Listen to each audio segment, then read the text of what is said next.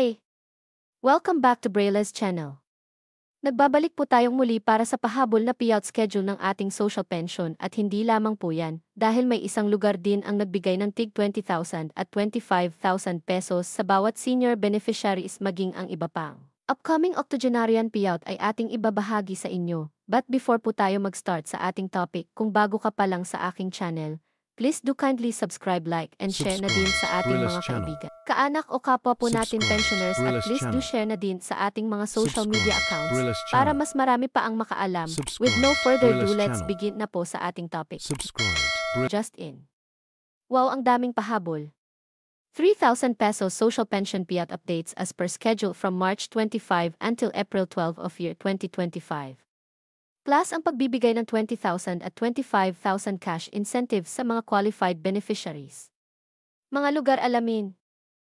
Narito na ang pahabol na payout updates natin sa social pension at ang pagbibigay ng 20 at 25,000 cash benefits sa mga senior beneficiaries. Simulan po natin sa payout ng social pension. Una na dito ang probinsya ng Barangay Sampaga, Batangas City. Nakaschedule na po ang inyong payout this March 25 na gaganapin sa Barangay Covered Court na mag-start ng 9:30 ng umaga. Ang next ay sa probinsya ng Barangay Mona, Alaminos, Pangasinan. Nakaschedule na po ang inyong payout this March 26 na mag-start ng 9:30 ng umaga. Next ay sa probinsya ng Barangay Impalutaw, Impasugong, Bukidnon. Nakaschedule na po ang inyong payout this March 25 na gaganapin sa inyong Barangay Covered Court na mag-start ng 8 ng umaga. Next ay sa probinsya ng Barangay Ayusan Norte, Vigan, Ilocos Sur. Nakapag-start na po ang inyong payout ngayong araw March 24 na ginanap sa Vigan Conservation Complex. Sa mga hindi nakarating ay makipag-ugnayan na lamang po sa inyong barangay. Ang next po natin ay sa probinsya ng Barangay Santa Rosa, Bayombong, Nueva Vizcaya. Nakaschedule na po ang inyong payout this March 27 na gaganapin sa inyong LGU Gym na mag-start ng 8:30 ng umaga.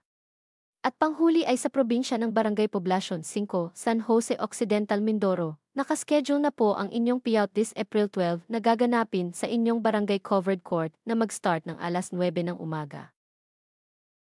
Samantala, may isang lugar ang nagkaloob ng tig 20,000 pesos at 25,000 pesos sa kanilang mga seniors beneficiaries at ang paparating din na payout schedule para sa mga octogenarian beneficiaries. Alam niyo po ba na ang probinsya ng Mercedes de Camarines Norte ay nagkaloob o nagbigay ng tig 20,000 pesos bawat isa sa 70 octogenarian beneficiaries at tig 25,000 pesos naman bawat isa ang naibigay sa 13 nonagenarian beneficiaries ng kanilang lugar. Ang naturang cash benefits ay pinondohan ng lokal na pamahalaan ng Mercedes de Camarines Norte para sa layuning mabigyan ng nararapat na benepisyo sa mga nabanggit ng beneficiaries.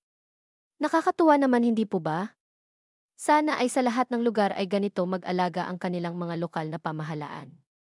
Samantala, ang probinsya ng Poblacion, Dinas, Zamboanga del Sur ay magsasagawa din ng kanilang payout para sa mga octogenarian at nonagenarian beneficiaries.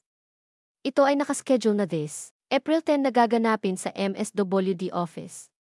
That's it. Sa ngayon ay ito pa lamang ang mga nagpahabol ng kanilang payout schedule. Manatili lamang po kayong nakatutok sa aking channel para sa mga latest payout updates at iba pang informative videos na para po sa inyo. Marami pong salamat and God bless everyone.